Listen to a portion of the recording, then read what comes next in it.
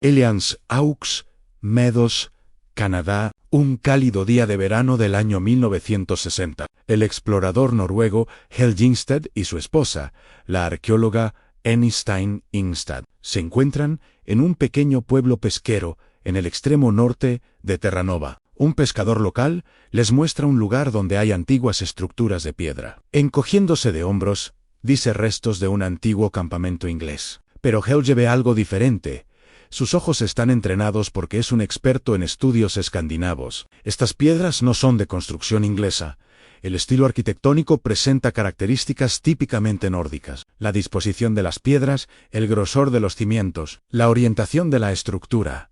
Todo corresponde a la arquitectura vikinga del siglo XI. Helge se arrodilla, pone su mano en la tierra y siente la importancia de este momento. Y si lo que piensa es correcto, habrá que reescribir todos los libros de historia, porque quien descubrió América no fue Cristóbal Colón, 500 años antes. Los vikingos estuvieron aquí 1492. Esta fecha la conoce todo el mundo.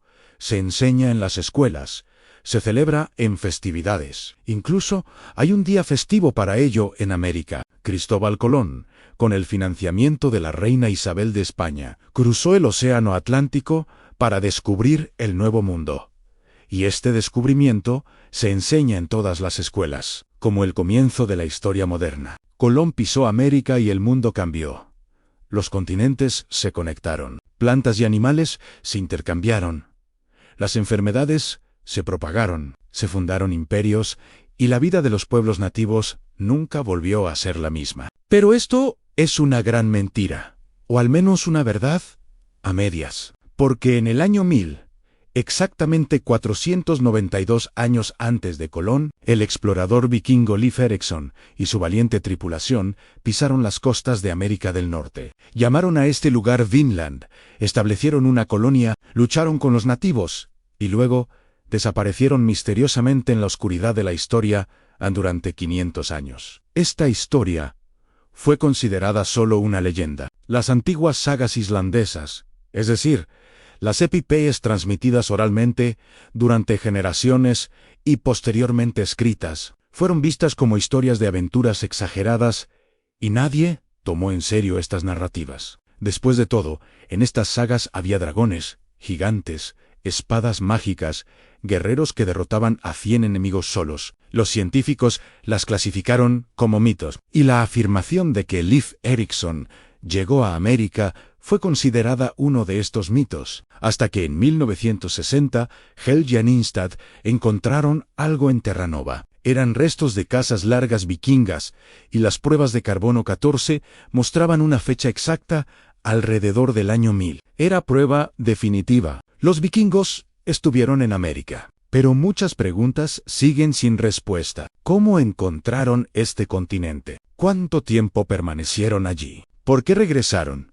¿Y no pudieron establecer una colonia permanente? Y quizás lo más importante, ¿por qué la historia ignoró esta verdad durante tanto tiempo? ¿Por qué la historia de Colón se cuenta en todas partes, mientras que la de Leif Erikson quedó solo, como una pequeña nota al pie? En este documental contaremos la historia completa desde el valiente viaje de Leif Erikson hasta los descubrimientos arqueológicos revolucionarios en Hellions o Meadows, desde el primer contacto y conflictos entre vikingos y pueblos nativos hasta el colapso misterioso de la colonia. Veremos cómo se establecieron las colonias de Groenlandia, cómo el cambio climático lo destruyó todo, por qué los vikingos fueron olvidados y cómo la arqueología moderna sacó la verdad a la luz. ¿Están listos? Porque la verdadera historia del descubrimiento de América se remonta mucho más atrás, mucho más al norte y a eventos mucho más dramáticos de lo que les enseñaron en las escuelas. Y esta historia nos muestra que la historia nunca es simple. Siempre hay múltiples perspectivas y la verdad a menudo se descubre siglos después. Desde debajo de la tierra. En el año 893, la era vikinga comienza con el famoso asalto al monasterio de Lindisfarne, en el norte de Inglaterra, y esto es solo el principio. Ese día, la mañana del 8 de junio, mientras los monjes ingleses rezaban sus oraciones, aparecen barcos vikingos en el horizonte, los longships, de fondo plano. rápidos, capaces de navegar tanto en mar abierto como en aguas poco profundas, maravillas ingenieriles extraordinarias. Los barcos se acercan a la costa. Los guerreros vikingos saltan a la playa tomando sus hachas y espadas. Los monjes están desarmados, indefensos, pacíficos. En pocas horas el monasterio es saqueado.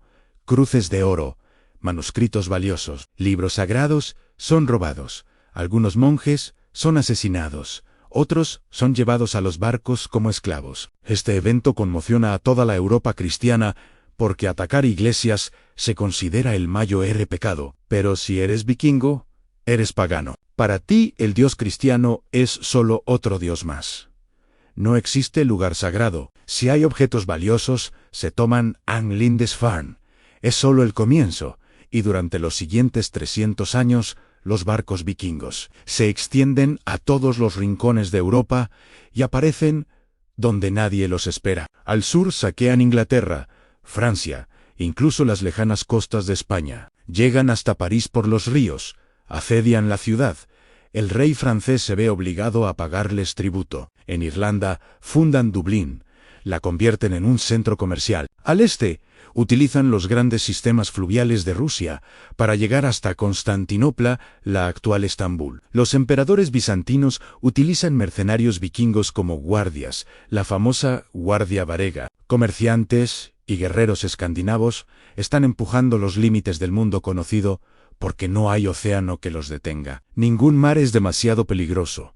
Ninguna costa demasiado lejana. El secreto del éxito de los vikingos son sus barcos. Los longships no son solo armas de guerra, también son barcos comerciales, herramientas de exploración, medios de migración. Al ser de fondo plano pueden entrar en los ríos, avanzar en aguas poco profundas, pueden usar tanto remos como velas. Si hay viento, abren velas. Si no hay viento, riman. Son rápidos. Tienen alta maniobrabilidad.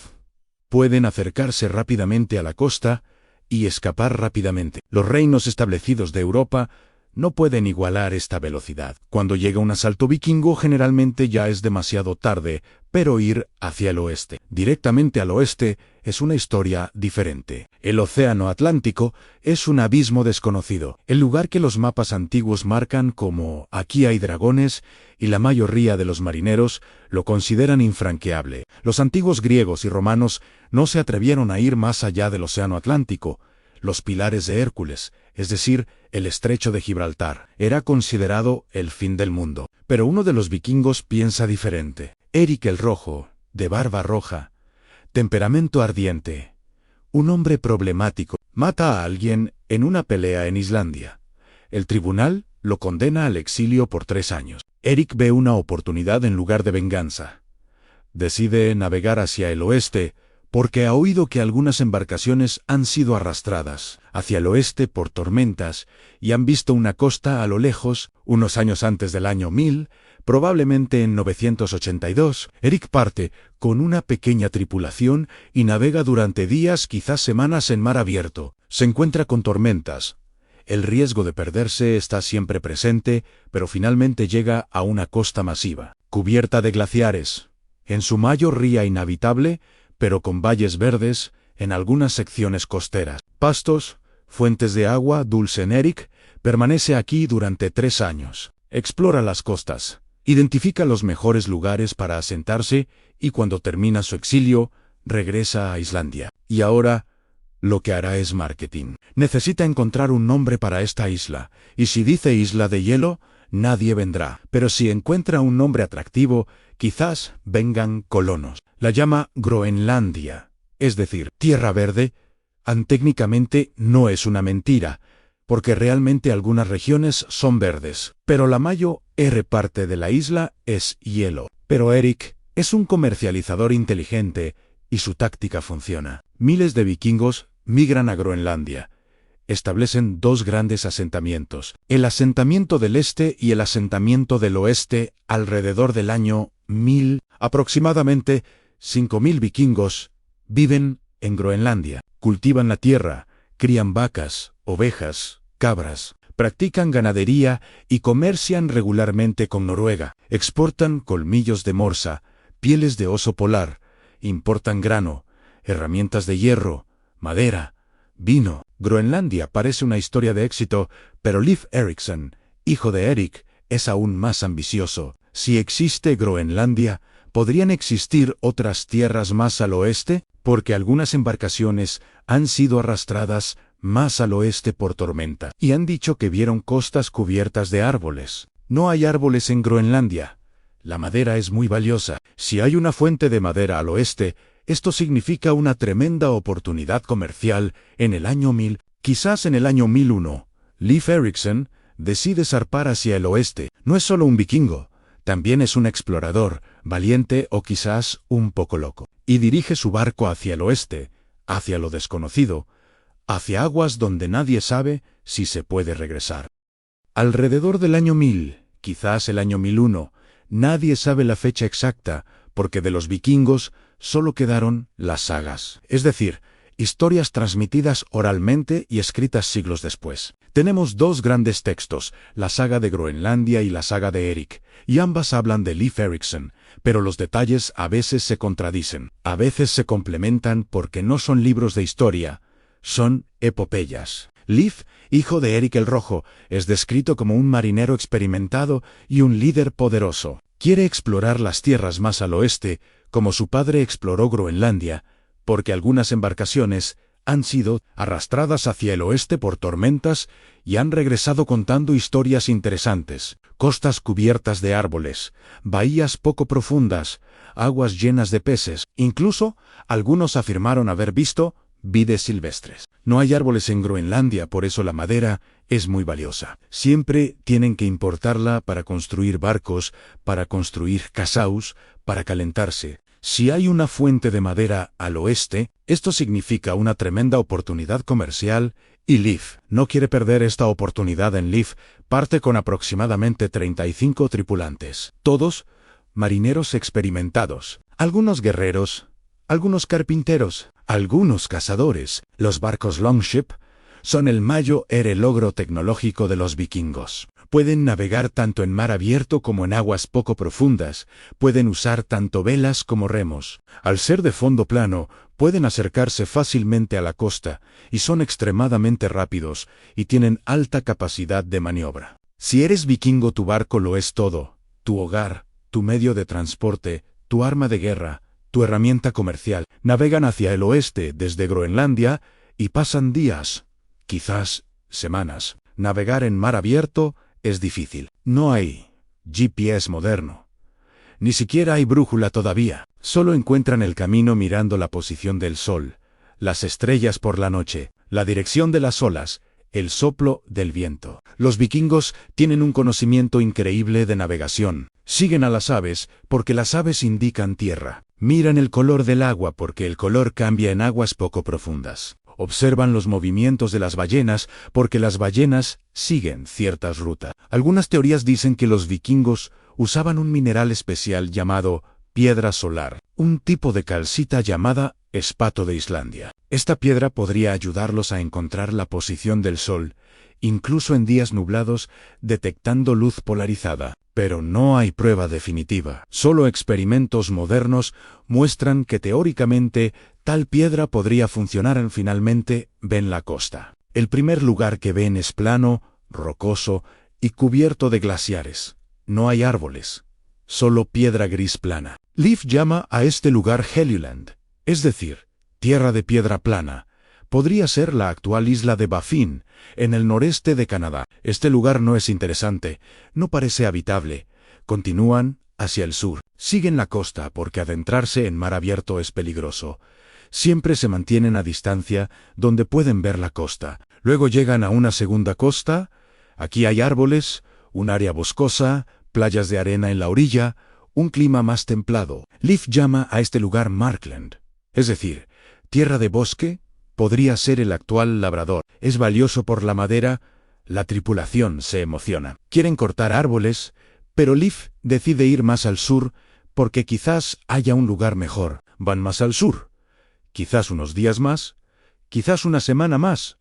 Y finalmente llegan a una tercera costa. Este lugar es diferente, más cálido, más verde, un clima templado. Hay ríos, fuentes de agua dulce, pastos, animales de caza y lo más importante, según las sagas, hay vides. Leif llama a este lugar Vinland, es decir, tierra de vino o tierra de uvas, y decide pasar el invierno aquí. Entonces, ¿dónde está exactamente Vinland? Este ha sido un tema de gran debate durante muchos años. Algunos historiadores dicen Nueva Inglaterra, alrededor de Massachusetts o Rhode Island, porque allí realmente crecen uvas silvestres, y el clima es templado como se describe en las sagas. Algunos dicen Nueva Escocia, algunos llegan hasta Virginia, más al sur, pero la evidencia arqueológica solo existe en un lugar, y ese es Lans o Meadows, en el extremo norte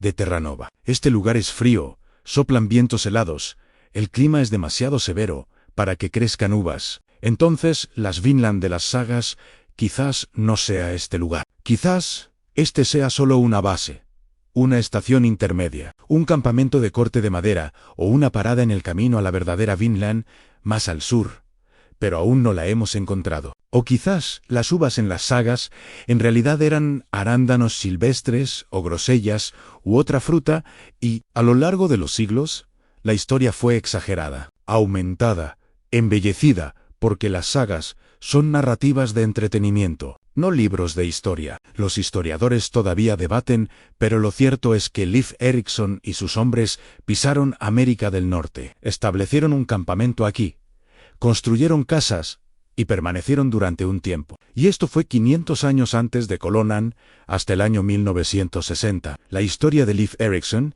era solo una leyenda, parte del folclore escandinavo, un cuento de hadas no tomado en serio. Los académicos veían las sagas como una mezcla de mito e historia, porque las sagas estaban llenas de dragones, gigantes, espadas mágicas, héroes que derrotaban ejércitos solos. La afirmación de que Leif llegó a América parecía ser una de estas, a lo sumo un sueño, una fantasía, un deseo, hasta que Helgingstad entró en escena. Helge, un explorador, escritor e historiador noruego, vivió en Groenlandia en su juventud, aprendió la cultura inuit, se apasionó por la historia vikinga. Después de jubilarse, decide comenzar un proyecto.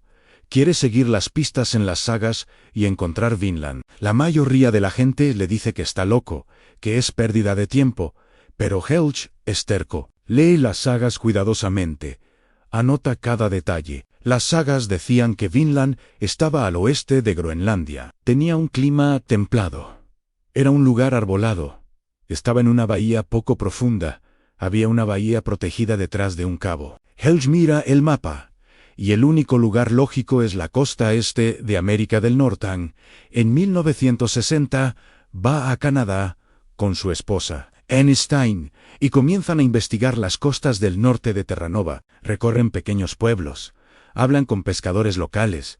Preguntan, ¿hay estructuras antiguas por aquí? La mayoría de los lugares resultan ser restos de colonias inglesas o francesas, pero Helge no se rinde. Finalmente, en el Lans o Meadows, en el borde de una pequeña bahía, un hombre local, llamado George Decker, les muestra antiguos cimientos de piedra. Estos son de un antiguo campamento de pesca inglés.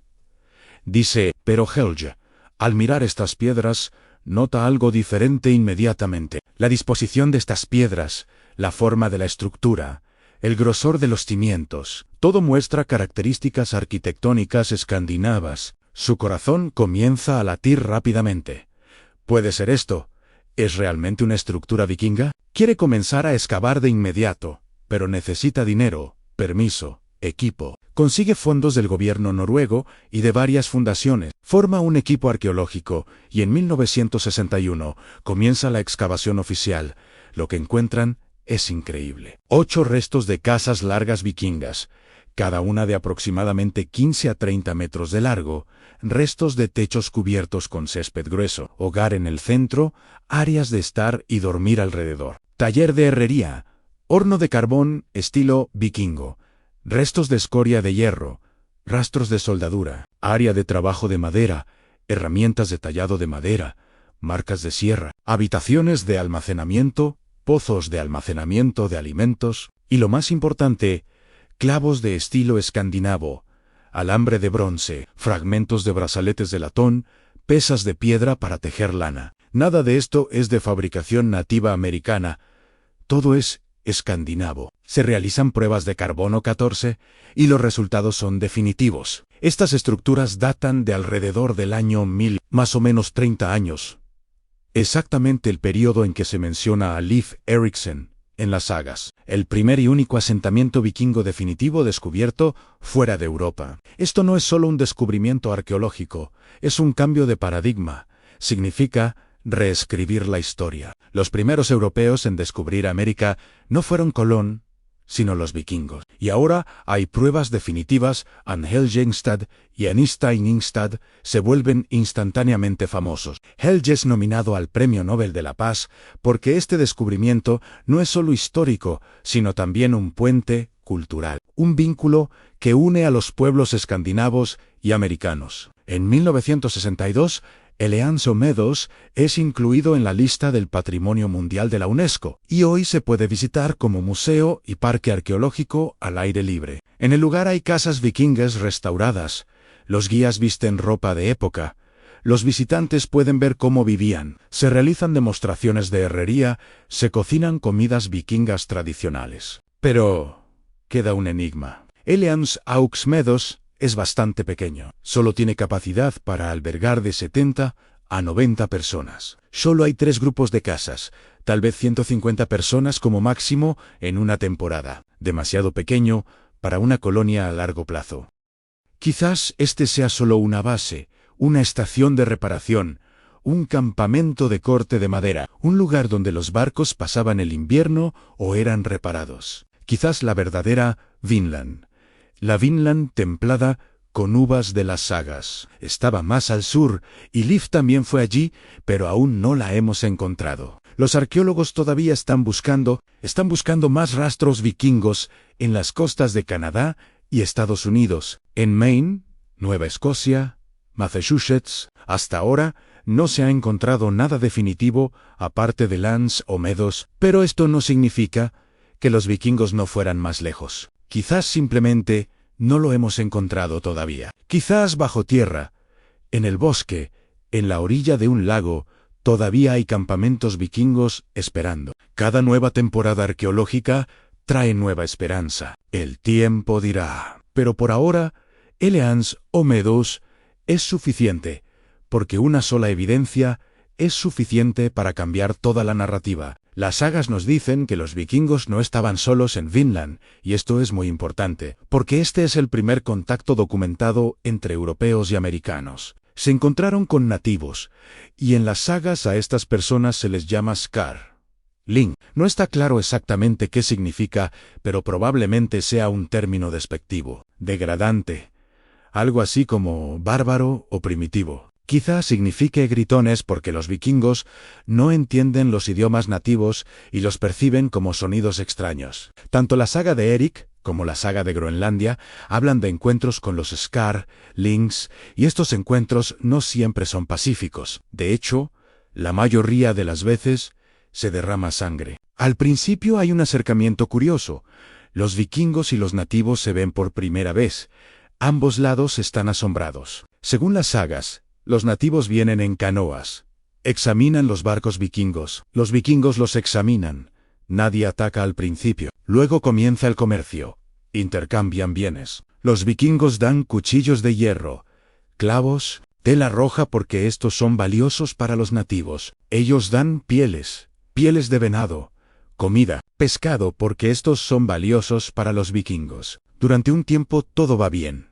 Ambas partes salen ganando del comercio, pero luego algo sale mal.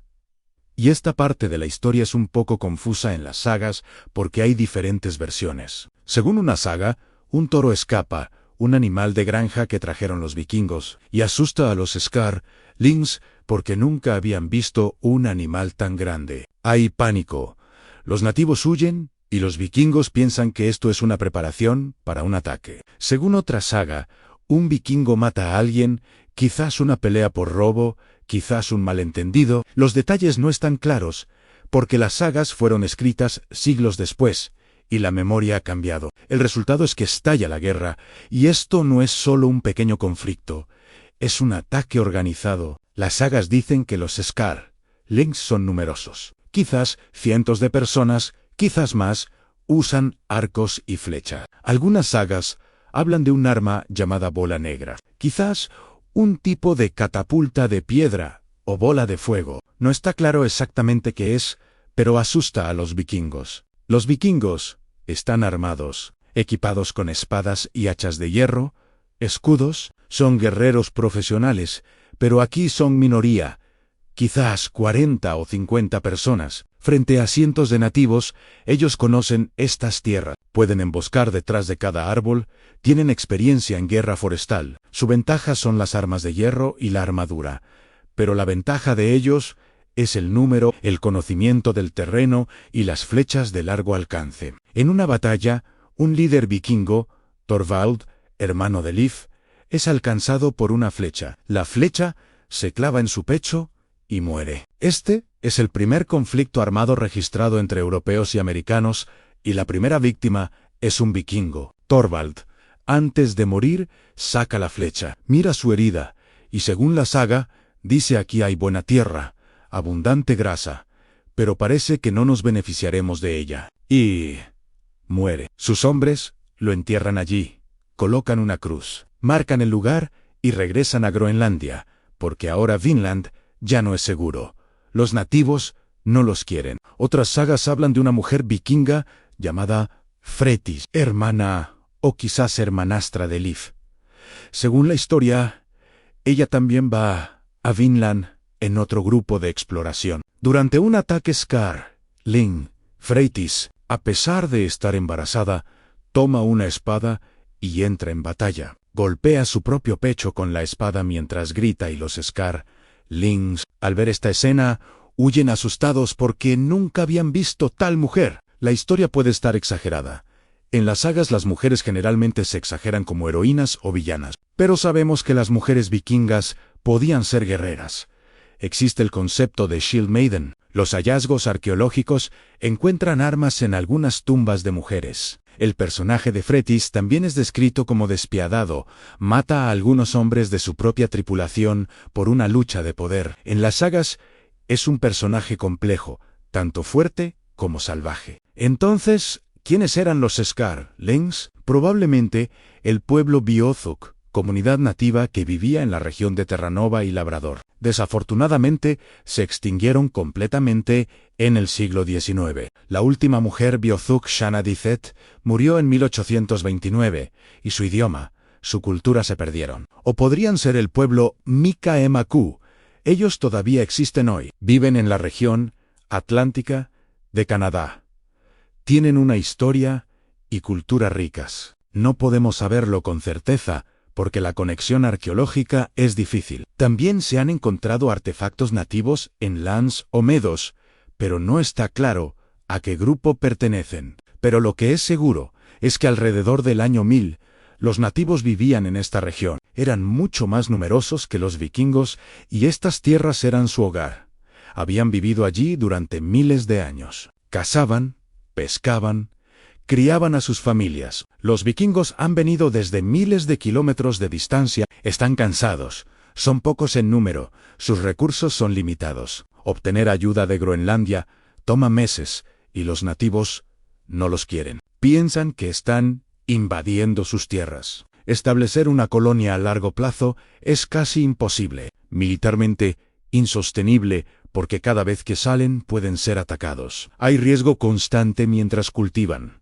Salen de casa, cortan madera. Y esta es probablemente la razón principal por la que los vikingos abandonaron Vinland. Pueden tener superioridad tecnológica, pero ser minoría numérica y el aislamiento geográfico lo cambia todo. El propio Leif Erikson no parece haber permanecido mucho tiempo, quizás solo pasó un invierno, quizás 1 o 2 años. El período exacto no está claro. En años posteriores, otros grupos vikingos lo intentaron. El hermano de Leif, Thorvald, lo intentó y murió. Un comerciante islandés llamado Thorfinn Karlsefni intentó quedarse 3 años, pero finalmente también se rindió. La historia de Thorfinn en las sagas es interesante y más detallada. Va a Vinland con su esposa Gudred, un grupo bastante grande, 60 personas, quizás más. También traen animales, un intento serio de colonización. Allí les nace un hijo, su nombre es Snorri Thorfinnsson. Si esta historia es cierta, Snorri es el primer niño conocido de origen europeo, nacido en América. Debe haber nacido alrededor del año 1002 o 1003. Pero Thorfinn y su familia regresan unos años después porque las relaciones con los nativos son constantemente tensas. El comercio a veces va bien, a veces se convierte en conflicto. El riesgo de guerra es alto. Las mujeres y los niños no están seguros. Tienen que estar constantemente alerta. El sueño de Vinland termina, al menos como colonia permanente. Las sagas nos dicen que Thorfinn regresó a Groenlandia y luego a Islandia, que Snorri creció y fue el ancestro de una familia. Según los registros históricos, Snorri realmente existió, vivió en Islandia, y hay familias descendientes de él. Algunos islandeses se consideran a sí mismos nietos de Snorri. Quizás en siglos posteriores, los vikingos de Groenlandia ocasionalmente iban a Vinland a cortar madera. Las sagas hablan de esto. La madera es muy valiosa. No hay árboles en Groenlandia. Es más lógico ir a Vinland y cortarla que importarla desde miles de kilómetros. Quizás cazaban, quizás pescaban, pero no hay asentamiento permanente, solo campamentos estacionales. Tal vez iban en los meses de verano y regresaban en otoño. Pero con el tiempo, esto también termina, porque las propias colonias de Groenlandia comienzan a tener dificultades. En el siglo XIV, el clima se enfría. Comienza la pequeña edad de hielo. Ir a Groenlandia se vuelve difícil. Ir a Vinland se vuelve imposible. La aventura vikinga en América termina lentamente y Europa olvida, hasta que llega Colón.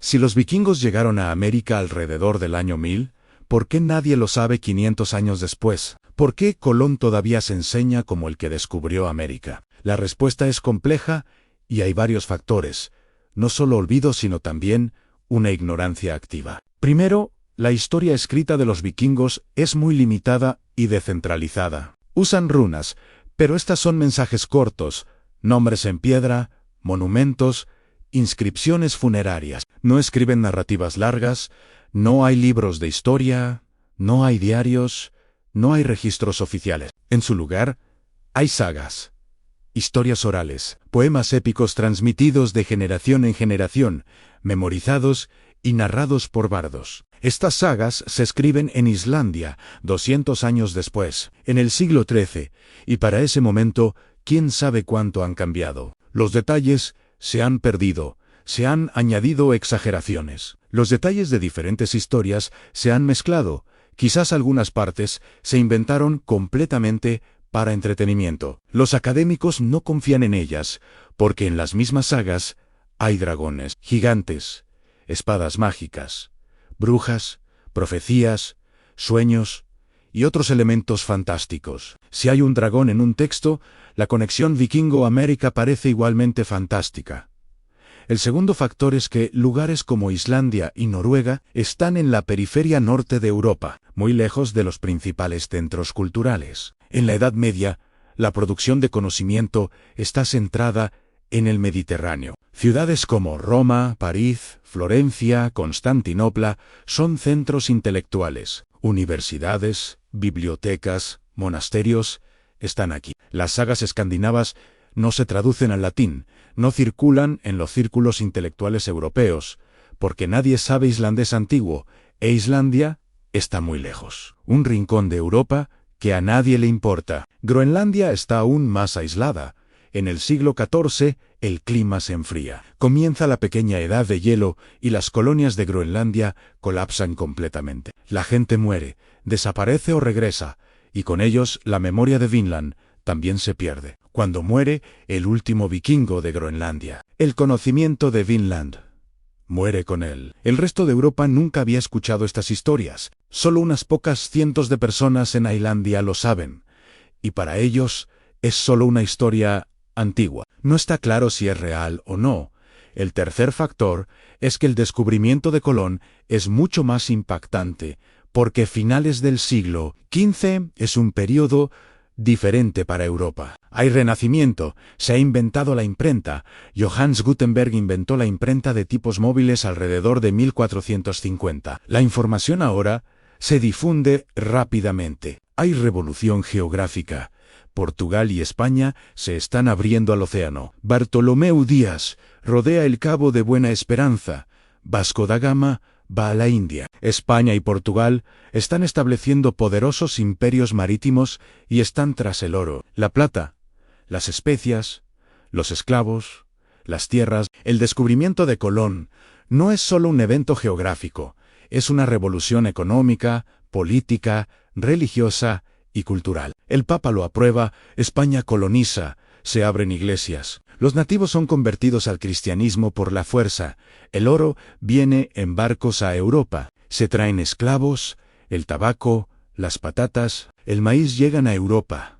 El caballo, la vaca, las enfermedades van a América. Toda Europa se entera, porque esto significa oportunidad económica. Todos quieren una parte. El de los vikingos es una pequeña aventura. Unas pocas docenas de personas. 1 o 2 años. O como máximo unas pocas temporadas, madera y pescado, luego regresan. El impacto histórico es casi cero. América no cambió, Europa no cambió. Los nativos usaron algunas herramientas vikingas quizás, pero no hay cambio cultural. Después de Colón, todo cambió. Los continentes se unieron, se estableció el sistema mundial, nació el capitalismo, el cuarto factor es ideológico. Y esto es muy importante. En el siglo XIX, los historiadores americanos están construyendo una narrativa centrada en blancos, cristianos, hispano-ingleses, porque Estados Unidos está buscando un mito fundacional. Colón es el héroe, el valiente explorador que trae la civilización al mundo salvaje, el hombre del Renacimiento, símbolo de ciencia y progreso. Los vikingos no encajan en esta narrativa, porque son paganos, bárbaros, vienen del norte, apenas aceptaron el cristianismo en los siglos X y XI. Además, Colón el italiano es fuente de orgullo para la comunidad inmigrante italiana en América. Decir que realmente no descubrió se ve como un insulto a la identidad italoamericana. Políticamente, no quieren tocarlo. Además, el siglo XIX está lleno de teorías racistas, superioridad anglosajona, la carga del hombre blanco. Tales ideas son comunes. Los vikingos sí son blancos, pero no son lo suficientemente civilizados porque son una sociedad tribal. No tienen un sistema legal escrito. La cultura urbana es débil. Por eso en los círculos académicos, la afirmación vikingo, América, es rechazada o, en el mejor de los casos, recibida con escepticismo. No, en la primera mitad del siglo XX, la situación cambia un poco. Las comunidades escandinavo-americanas comienzan a reclamar a Leif Erikson. Se erigen monumentos. El Día de Leif Erikson se proclama en algunos estados en la década de 1920, pero sigue siendo una narrativa marginal. Los libros de historia principales comienzan con Colón. Hasta 1960, hasta el descubrimiento de L. Anse Omedos, la conexión vikingo-homérica es rechazada, menospreciada o ignorada por la mayoría de los académicos. Pero la verdad es que los vikingos estuvieron allí. En el año 1000, exactamente 492 años antes de Colón, Leif Erikson pisó América del Norte. Estableció un campamento, construyó casas, cortó madera, pescó, se encontró con nativos y luego regresó. ¿Es esto el descubrimiento de América? Filosóficamente es debatible, porque los nativos ya habían estado allí durante 15.000 años, vinieron cruzando el estrecho de Bering, se extendieron por el continente, desarrollaron cientos de culturas e idiomas diferentes. Para ellos este no es un lugar para ser descubierto. Era su hogar.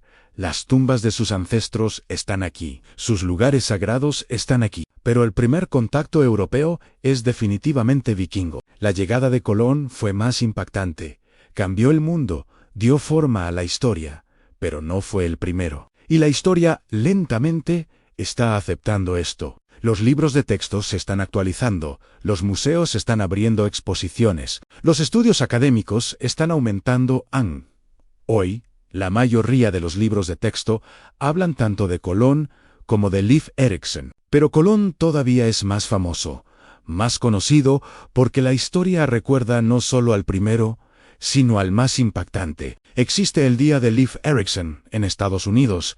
Se celebra el 9 de octubre, un día antes del Día de Colón. Pero la mayoría de los estadounidenses ni siquiera lo saben. Algunos estados ahora están cambiando el Día de Colón al Día de los Pueblos Indígenas porque el legado de Colón es controvertido: genocidio, esclavitud, propagación de enfermedades. Pero el legado de Leif Erikson es neutral, solo una breve visita, sin gran impacto. La ironía de la historia. El hombre olvidado es en realidad más inocente. La colonia de Groenlandia duró 4 siglos, pero finalmente colapsó de manera misteriosa y trágica. Con ella la memoria de Vinland fue completamente borrada. En el siglo X, cuando Erik el Rojo colonizó Groenlandia, el clima era relativamente cálido. Los científicos llaman a esto el período cálido medieval. Desde 900 hasta 1300. Las temperaturas en el hemisferio norte estaban por encima del promedio. En las regiones costeras del suroeste de Groenlandia se podía cultivar, criar vacas, ovejas, cabras, crecía pasto, incluso se podía sembrar cebada en pequeñas cantidades. Alrededor del año 1000, 5000 vikingos vivían en Groenlandia. Había 2 grandes asentamientos: el asentamiento del este y el asentamiento del oeste. Había iglesias, había un obispado desde 1120, granjas, estructuras comerciales, había conexiones regulares de barcos con Noruega, exportaban colmillos de morsa, pieles de oso polar, halcones blancos a Europa. Especialmente los colmillos eran muy valiosos. Se usaban en lugar del marfil. A cambio, importaban grano, herramientas de hierro, madera, vino, telas de lujo. Pero desde mediados del siglo XIV, todo comienza a cambiar. Comienza la pequeña edad de hielo, alrededor de 1350. Las temperaturas en el hemisferio norte descienden, los glaciares se expanden, aumenta el hielo marino, y llegar a Groenlandia se vuelve cada vez más difícil. Los meses de verano se acortan, los meses de invierno se alargan y pasan mucho más severamente. La ganadería ya no puede sostenerse porque los meses de verano son demasiado cortos. No crece suficiente pasto. Los animales no pueden alimentarse saludablemente. Mueren de hambre en invierno. Los hallazgos arqueológicos muestran esto claramente. Hay signos de desnutrición en los huesos de los animales. Las vacas se están haciendo cada vez más pequeñas. La producción disminuye. Finalmente se vuelve imposible alimentarla. Los vikingos de Groenlandia se ven obligados a recurrir al pescado, pero aquí hay un problema cultural. Tradicionalmente comer pescado se considera inferior en la cultura vikinga. Ellos son agricultores y pastores. Comen carne de animal, esto es parte de su identidad. Comer pescado es cosa del pueblo sami o de aldeanos costeros. Pero a medida que sus opciones disminuyen, cuando el hambre y la muerte llaman a la puerta, ¿tienen que dejar de lado su identidad y comer pescado? Los hallazgos arqueológicos muestran esto claramente. Hay isótopos de pescado en los huesos humanos de las tumbas vikingas de Groenlandia, aumentando con el tiempo. En los siglos XIV y XV, el 70% de la dieta es pescado en la conexión con Noruega. También se debilita porque los barcos ya no vienen. Es demasiado peligroso, demasiado frío. El hielo marino bloquea el camino. Si un barco se pierde, es una gran pérdida económica. La propia Noruega tiene problemas. En 1349 la peste negra llega a Europa, muere 1/3 de la población, la economía colapsa, no hay recursos para preocuparse por Groenlandia. El último barco regular llega en la década de 1360,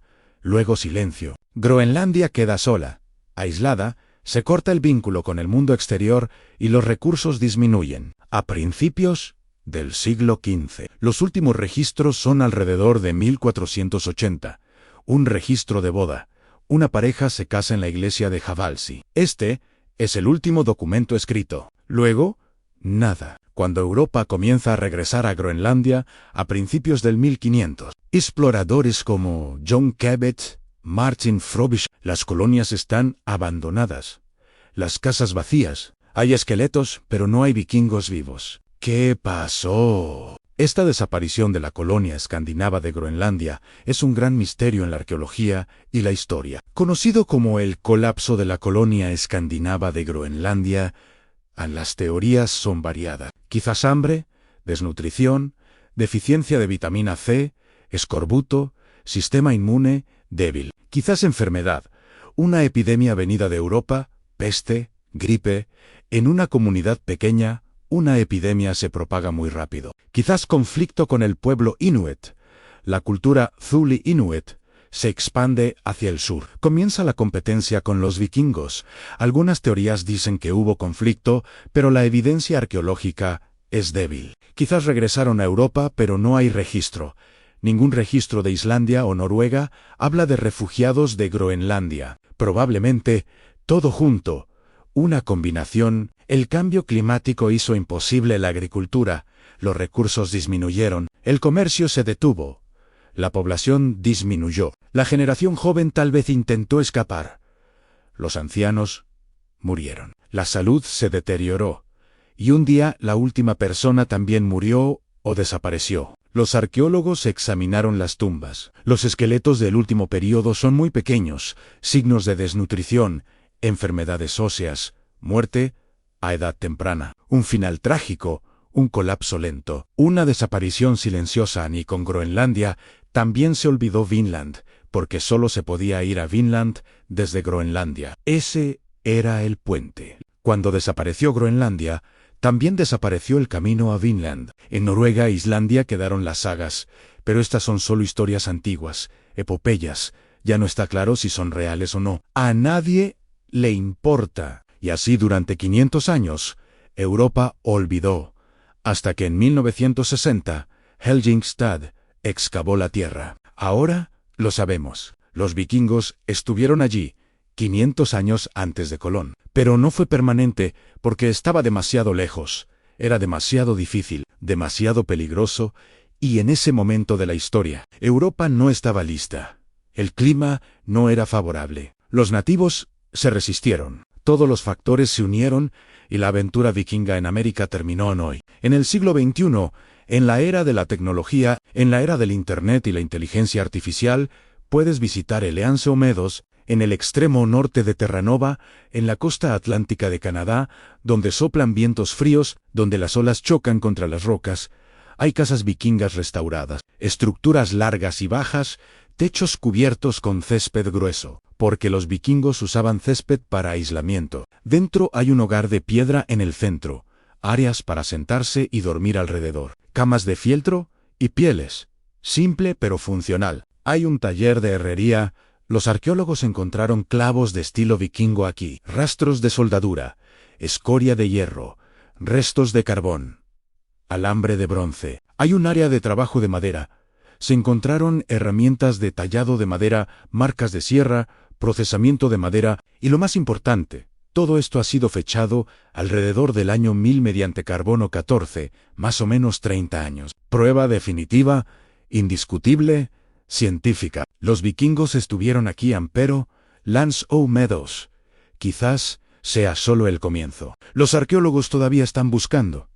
La esperanza todavía existe. En las costas de Maine, Massachusetts, Nueva Escocia, incluso en Rhode Island, hay estructuras de piedra sospechosas, hallazgos de monedas extrañas, artefactos inexplicables. La mayoría resultan ser falsos, hechos por arqueólogos aficionados en el 1900. Algunos son formaciones de piedra naturales. Algunos son de la era moderna, campamentos de pescadores, pero algunos siguen siendo un misterio.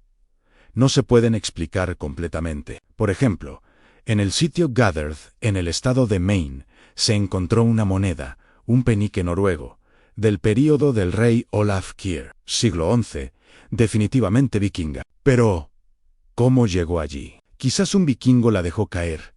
Quizás un coleccionista la dejó después. Quizás fue transportada por los nativos a través del comercio. Del norte, desde Lance o Meadows, hacia el sur. No hay respuesta definitiva, pero hay signos de interrogación. Y cada signo de interrogación abre una nueva puerta de investigación, una nueva propuesta de excavación, una nueva tesis doctoral. Algunas teorías van aún más lejos y son más controvertidas. Hay quienes afirman que los vikingos llegaron hasta la región de los Grandes Lagos, incluso hasta el río Mississippi. En el estado de Minnesota hay una piedra famosa llamada Kensington Runestone, una inscripción rúnica que se dice data del siglo XIV. Un mensaje que cuenta que un equipo de exploración escandinavo llegó hasta el interior del continente y fue atacado. Si es real, significa que la presencia vikinga en América fue mucho más amplia, pero la mayoría de los expertos la consideran falsa. Probablemente hecha en 1898 por un granjero sueco inmigrante, Olof Omen. Quizás como una broma, quizás para exaltar el legado escandinavo, quizás para hacerse famoso. El análisis lingüístico muestra influencias del sueco moderno, diferencias del rúnico medieval. En Oklahoma está el Hevaner Runestone, otra vez inscripción rúnica, pero su autenticidad es controvertida. Algunos dicen que es real. Algunos dicen que fue hecha posteriormente por los nativos. Algunos dicen que es un engaño moderno. La mayoría de estas afirmaciones no se pueden probar, pero tampoco se pueden refutar completamente, porque la falta de evidencia no es evidencia. Quizás simplemente no lo hemos encontrado todavía. Y quizás un día, en algún lugar, se encuentre un segundo Eleanth o Medos. Quizás en la bahía de Penobscot en Maine, quizás en la cuenca de Annapolis en Nueva Escocia, quizás en Cape Cod en Massachusetts, quizás más al sur en Long Island. Cada año se desarrollan nuevas tecnologías arqueológicas. LIDAR se vuelve más común, el radar de tierra más avanzado, el análisis de ADN más sensible. Quizás un día un arqueólogo excavará la tierra y encontrará un hogar vikingo. Hará una prueba de carbono 14 y lo fechará en el año 1000, y de repente todo cambiará. Entonces entenderemos qué tan extendida fue la presencia vikinga en América. ¿Fue solo un campamento en Terranova o múltiples asentamientos? Quizás múltiples puntos a lo largo de una franja costera de varios cientos de kilómetros. El tiempo lo dirá, pero la ciencia es optimista, porque antes de que se encontrara Eleanth o Medos, todos también decían que era imposible, y luego se encontró. La historia siempre está llena de sorpresas. Entonces, ¿es realmente importante el descubrimiento vikingo de América? Históricamente, a corto plazo, no. Definitivamente, no. No hubo asentamiento permanente. Europa no lo supo, no lo aprendió. Fue olvidado. No hay impacto a largo plazo en los nativos porque fue solo unas pocas temporadas, quizás unos años, en una región, un contacto muy pequeño. Impacto económico, político, cultural, cero. El descubrimiento de Colón cambió el mundo porque después vino la colonización a gran escala. La revolución biológica llamada intercambio colombino. Millones de inmigrantes europeos, millones de esclavos africanos. Murió el 90% de la población nativa por enfermedades. Las culturas desaparecieron. Se fundaron imperios, el capitalismo se elevó. Se formó el sistema mundial moderno. El descubrimiento vikingo no cambió nada porque quedó aislado. Fue olvidado. Se perdió. No tuvo consecuencias. Pero simbólicamente es muy importante porque nos muestra que la historia no es simple. No hay una sola historia, es de múltiples capas. No hay un solo héroe que descubrió América. No hay una sola fecha. No hay una sola narrativa. Hubo múltiples contactos, múltiples descubrimientos, y los nativos ya habían estado allí durante 15.000 años. Para ellos, no hay tal cosa como descubrimiento. Solo llegan invasores. Primero los vikingos, luego Colón, luego ingleses, franceses, holandeses. Todos llegan, y cada uno dice lo descubrí.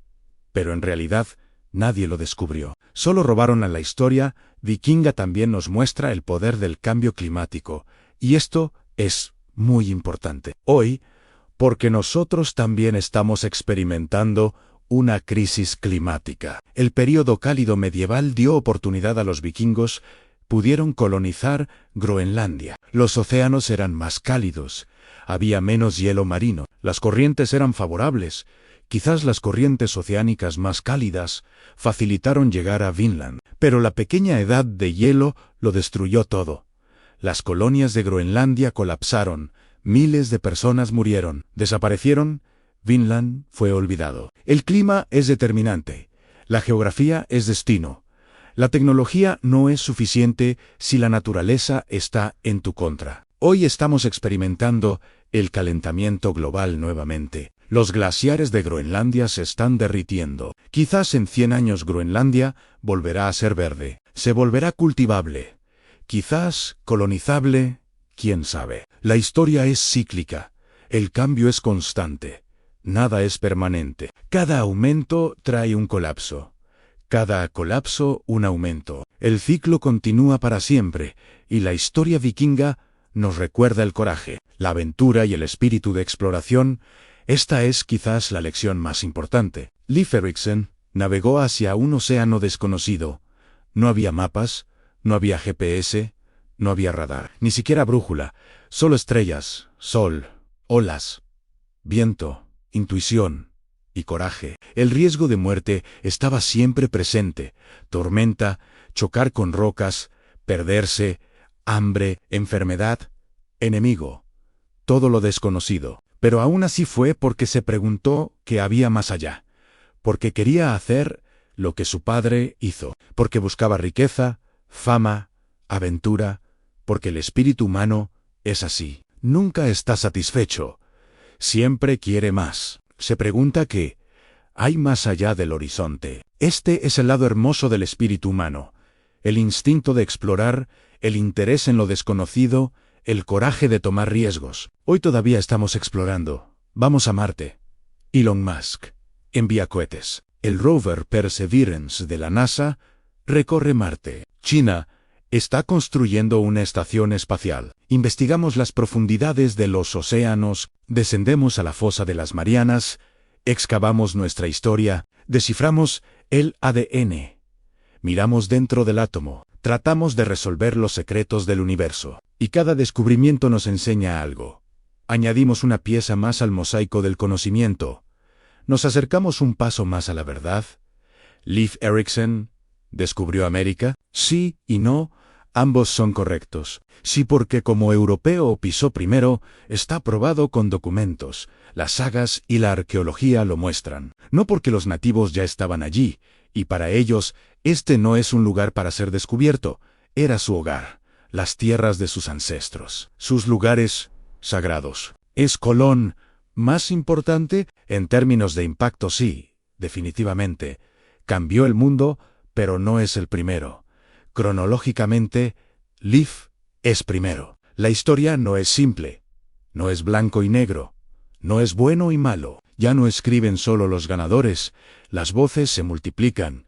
Las perspectivas aumentan. Las narrativas marginales se vuelven centrales. La historia vikinga fue olvidada, pero volvió a salir a la luz, desde debajo de la tierra, desde debajo de las piedras, de huesos y fragmentos de hierro. Quizás hay otras historias olvidadas, otros descubrimientos, otros primeros contactos, otras colonias perdidas. Quizás los navegantes polinesios llegaron a América del Sur.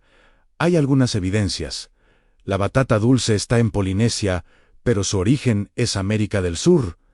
¿Cómo llegó allí? Quizás los marineros chinos hicieron un tour mundial en el siglo XV. Un escritor llamado Gavin Menzies lo propone, pero la mayoría de los historiadores lo rechazan.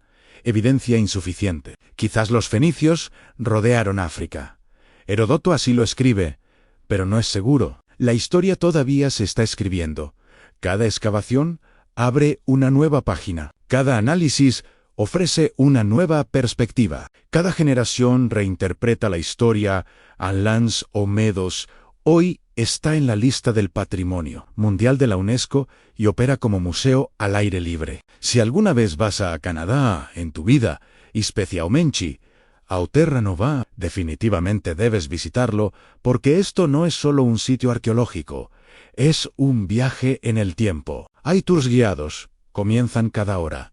Los guías visten trajes vikingos, cuentan la historia, recorres las casas, hay demostraciones de herrería, forjan hierro en vivo, al estilo vikingo. Se cocinan comidas tradicionales, pescado seco, mantequilla, pan de cebada, puedes probarlo. Cuando estés allí, cuando sientas el viento soplando, cuando mires al mar, cuando escuches las olas, piensa que hace 1000 años Leif Erikson también estuvo aquí. La tierra bajo tus pies es la misma tierra que tocaron sus pies. Hay una conexión, un vínculo más allá del tiempo. El pasado y el presente se unen. La historia no solo vive en los libros, vive en las piedras, en la tierra, en los huesos, en los genes. Algunos islandeses se hacen pruebas de ADN y encuentran genes nativos americanos. Muy poco, pero está ahí. Quizás hace 1000 años, un vikingo se casó con una mujer nativa, o una mujer nativa fue llevada a Groenlandia como esclava. ¿Quién sabe? Pero hay mezcla genética, muy pequeña, pero detectable en sí. Esta historia te interesó. Investiga más a fondo. Lee, aprende, lee las sagas escandinavas. Hay traducciones, fáciles de encontrar. Hay un libro llamado The Vinland Sagas, The Penguin Classics. Contiene tanto la saga de Groenlandia como la saga de Eric. Traducción al inglés. La sección de introducción da contexto histórico. Lee los informes arqueológicos. Expertos como Birgitta Wallace han publicado publicaciones académicas detalladas sobre Lance o Medos. Hay informes en el sitio de Parks Canada. En Netflix está la serie Vikings. 6 temporadas. No todo es históricamente correcto. Muy Hollywood, muy dramático. Pero captura la atmósfera general. Popularizó la cultura vikinga. En History Channel hay documentales. La serie The Vikings. El programa America Unearthed examinó el Kensington Runestone. Varios números de National Geographic se han dedicado a Vinland. En los años 60, hicieron una gran historia de portada. En 1998, publicaron una actualización y nunca olvides cuestionar, piensa críticamente. Investiga por ti mismo. La historia que te enseñaron no es absoluta. Es cuestión de perspectiva, reflejo de relaciones de poder. Dicen que Colón era un héroe, pero para los nativos es un carnicero, genocida, portador de enfermedades. Dicen que los vikingos eran bárbaros, pero en su propia cultura son exploradores, poetas, comerciantes, marineros, personas con sistemas TIN que realizaban reuniones democráticas. La historia se moldea en manos de quienes la escriben. Cada época construye su propia narrativa. Hoy hay más voces, más narrativas, más perspectivas. Y esto es bueno porque la verdad es compleja, de múltiples capas. No hay una sola verdad. La historia vikinga de América es así, olvidada durante siglos, vista como mito durante 200 años, luego redescubierta en 1960, todavía no completamente comprendida, pero cada nuevo hallazgo arroja un poco más de luz. Cada nueva excavación añade una pieza más al rompecabezas. Leif Erikson navegó hacia lo desconocido hace 1000 años. Con coraje, con curiosidad, con ambición. Hoy, nosotros también estamos excavando hacia lo desconocido, hacia los rincones oscuros de nuestro pasado, hacia historias olvidadas, hacia civilizaciones perdidas. Y en cada excavación, un clavo vikingo, un resto de herrería, una huella de hogar, un fragmento de hueso. La historia se reescribe. Este trabajo no está terminado. Continúa. Nunca terminará porque la historia es un organismo vivo. Está en constante crecimiento, cambio, evolución. Quizás mañana, en algún lugar, un arqueólogo encontrará algo y cambiará todo de nuevo. Quizás un asentamiento vikingo en Cape Cod. Quizás un naufragio en la bahía de Chesapeake. Quizás una piedra rúnica en los grandes lagos. Esta vez, real. Lo más hermoso de la historia es esto. No está terminada, no está completa, está viva, respirando, creciendo. Cada generación la reescribe, cada descubrimiento abre una nueva puerta. Los vikingos estuvieron aquí, en América, 500 años antes de Colón. Está escrito en las sagas. La evidencia yace bajo la tierra. Fueron olvidados, pero regresaron, silenciosamente, desde debajo de la tierra, desde debajo de las piedras. El hueso y el hierro hablan sin palabras. Y su historia nos recuerda que el coraje, la curiosidad y el espíritu de exploración son atemporales, universales, humanos. La humanidad siempre se preguntó qué hay más allá del horizonte. Siempre quiso ir un paso más allá.